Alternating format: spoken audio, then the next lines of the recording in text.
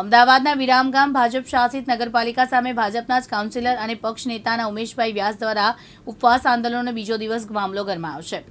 ભૂગર્ભ ગટરની નબળી કામગીરી બદલ કોન્ટ્રાક્ટરને પેમેન્ટ ન ચૂકવવા તથા બ્લેકલિસ્ટ સહિતના જનતા પ્રાણ પ્રશ્નો મુદ્દે ભાજપના પક્ષના નેતા ચોક્કસ મુદતના ઉપવાસ પર ઉતર્યા છે, જેનો આજે બીજો દિવસ છે। ઉલ્લેખનીય છે કે ભાજપના નેતા ઉપવાસ પર બેસવા માટે પરમિશન આપવામાં આવી નથી, જેથી કાલે ટાવર પાસે ઉપવાસ પર બેઠ્યા અને તે જગ્યાએથી અધિકારીઓ દ્વારા દબાણ કરી જગ્યા ખાલી કરાવી, જેને લઈને વિરામગામના લોકોમાં રોષ જોવા મળી રહ્યો છે।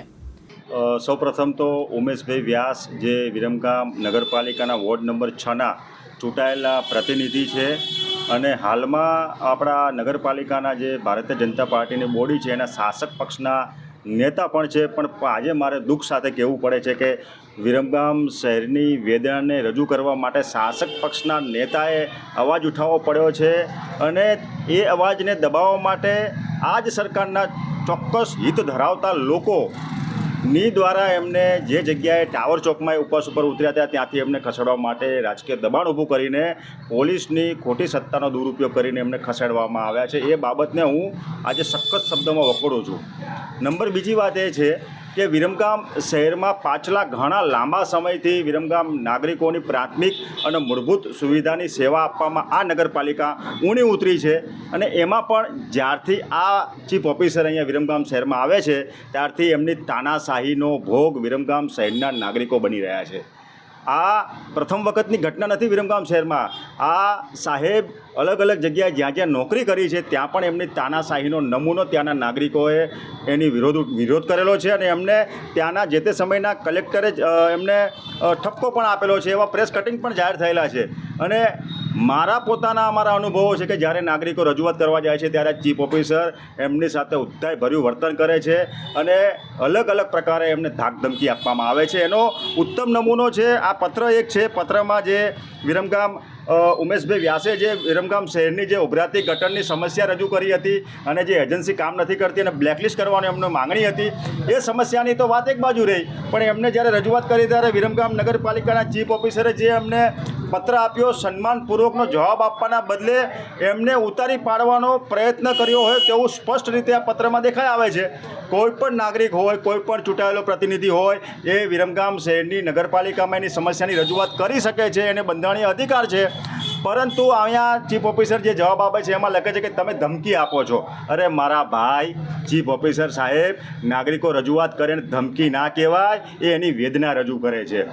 પાછા બીજી ધમકી એવી ચીફ ઓફિસર પોતે આમાં આપે છે કે તમારી વિરુદ્ધમાં દરખાસ્ત ના કરવી પડે, સસ્પેન્ડ કરવાની ધમકી આપે છે ચૂંટાયેલા સદસ્યને। વિચાર કરો, જો વિરમગામ નગરપાલિકાના ચૂંટાયેલા સદસ્યોને આ નગરપાલિકાના ચીફ ઓફિસર દરખાસ્ત કરવાની અને હોદ્દા પરથી દૂર કરવાની જો ધમકી આપતા હોય તો સામાન્ય નાગરિકને તો આ નગરપાલિકાના ચીફ ઓફિસર શું નહીં કરતા હોય। આજે એ તમામ બાબતોને હું જાહેરમાં સખત શબ્દોમાં વખોડું છું અને ઉમેશભાઈ વ્યાસ જે આંદોલન છેડ્યું છે વિરમગામ શહેરના નાગરિકો માટે પ્રાથમિક અને મૂળભૂત સુવિધાના સવાલો માટે, એની સાથે છું, એના સમર્થનમાં છું। જરૂર પડે તો આ બાબતે તમામ લોકોને સાથે મળીને વિરમગામ શહેરનું બંધનું એલાન આપવાની અમારે ફરજ પણ પડી શકે છે। ગુજરાત હાઈકોર્ટમાં આ બાબતે અમારે જાહેર હિતની પિટિશન પણ દાખલ કરવાની ફરજ પડે છે।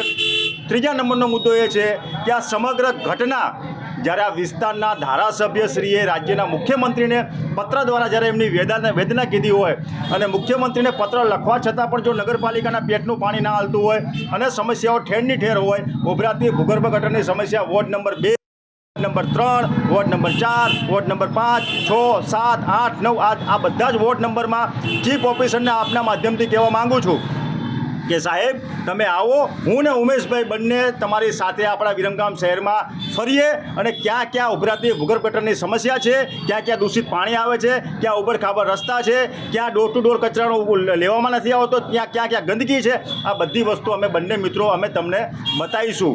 જો ખરેખર તમારે વિરમગામ શહેરને આ બધી સમસ્યાઓમાંથી મુક્તિ અપાવી હોય તો તમે આ વાતને સ્વીકારી લેજો, અમે પણ તમારી સાથે ફરીશું। અને તમે એમ કહો છો કે વિરમગામમાં કોઈ સમસ્યા નથી, એ વાત તદ્દન ખોટી છે। તમે નાગરિકોને ગેરમાર્ગે દોરવાનું બંધ કરી દેજો. વિરમગામ શહેરના એ જ નાગરિકો છે કે જેને અહીંથી આંદોલન, જે આઝાદીની આંદોલનમાં ચળવળમાં ભાગ લીધો હતો. એટલે અમે અમારા બંધારણીય અધિકાર માટે લડીએ છીએ. આ બંધારણીય અધિકારમાં નાગરિકોને પ્રાથમિકને મૂળભૂત સુવિધા પૂરી પાડવાની જવાબદારી નગરપાલિકાની છે. અમે લોકો ટેક્સ ભરીએ છીએ નાગરિકો, અને તમારે પ્રજાના પૈસાનો હિસાબ અહીંયા બોર્ડ માર્યું છે આપવો પડશે. તમારામાં કેમ એટલી બધી તમને બીક લાગે છે કે વિરમગામ નગરપાલિકાના કોર્પોરેટર આ ભૂગર્ભ ગટરની જે કંઈ તમે કોન્ટ્રાક્ટ આપ્યો છે એ કોન્ટ્રાક્ટનો વર્ક ઓર્ડર તમે કેમ કોર્પોરેટરને પણ આપતા નથી? કેમ તમે સૂચના આપી છે કે આ તમને કોઈને નહીં આપવાની માહિતી? આ કોઈના બાપની પેઢી નથી. આ નગરપાલિકા નાગરિકોના રક્ષણ માટે બનેલી છે, અને તમારે એક એક પૈસાનો હિસાબ આપવો પડશે. કારણ કે તમે જે લાખો રૂપિયાનું બિલ ચૂકવો છો ને એ અમારા નાગરિકોના ટેક્સમાંથી ચૂકવો છો, તમારા પગારમાંથી ચૂકવતા નથી. તમારે એક વખત તમે ભૂગર્ભ ગટરની નગરપાલિકાનો જે કોન્ટ્રાક્ટ આપેલો છે તમે એનો વર્ક ઓર્ડર જાહેર કરી દો, કેટલો ખર્ચો આપો છો જાહેર કરી દો, એટલે દૂધનું દૂધ ને પાણીનું પાણી થઈ જશે. હું નગરપાલિકાના ચીફ ઓફિસરને આજે કહું છું, અહીંયા આ માધ્યમથી કહું છું કે વિરમગામ શહેરની 3 જગ્યા, પરવાડી દરવાજો, ગોલવાડી દરવાજો અને અહીંયા ટાવર ચોક, આ 3 જગ્યાએ છેલ્લા 3 વર્ષમાં કેટલી ગ્રાન્ટ આવી, તમે ક્યાં વાપરી, એનો હિસાબ જાહેર કરો. જો તમે ભ્રષ્ટાચાર ના કર્યો હોય તો તમે હિસાબ જાહેર કરશો. હું એમને ચેલેન્જ આપું છું. વિરમગામ શહેરમાં ઉભરાતી ગટરો, ગંદકી વગેરે વગેરે લઈને આપણા કાઉન્સિલર શ્રી ઉમેશભાઈ વ્યાસ ઉપવાસ ઉપર ઉતર્યા છે, અને આ નિરાકરણ જેટલું બને એટલું ઝડપથી આવે એવી મારી નમ્ર વિનંતી એક વેપારી તરીકેની છે. અને આ ગામમાં જે ગટરોનો પ્રશ્ન દરેક ઠેર ઠેર જગ્યાએ છે, અને આનું નિરાકરણ સમજૂતીથી એકબીજાને બેસીને જ આવશે. આડી અવરી રીતે આપણે કાર્ય કરવાથી ના આવે.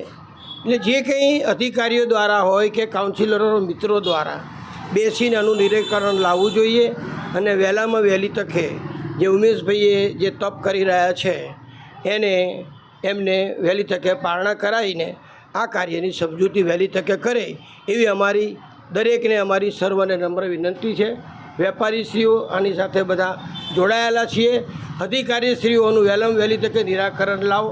આ ગામમાં શોભતી વાત નથી. જય હિન્દ, ભારત માતા કી જય.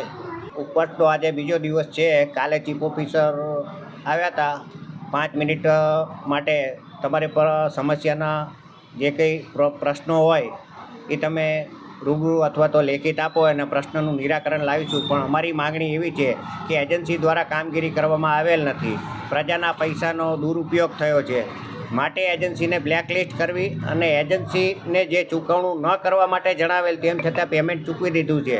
બરાબર, તો એ અંગે અમારી માગણી હતી એ મુજબની એમની માગણી સ્વીકારેલ નથી, એટલે અમારું ઉપવાસ આંદોલન ચાલુ રાખ્યું છે. અને ત્યાં આગળ જ્યાં બેઠા હતા ટાવર ચોકે, ત્યાંથી અમને સ્થળાંતર કરવા માટે દબાણ કરી અને ત્યાંથી અમને સ્થળાંતર કરાવી અમે અમારી પ્રાઇવેટ જગ્યા ઉપર બીજો દિવસ છે આજે ઉપવાસનો, ત્યાં બેઠા છીએ. નસીબ ખાન મલેક, દિવ્યાંગ ન્યૂઝ, વિરામગામ, અમદાવાદ.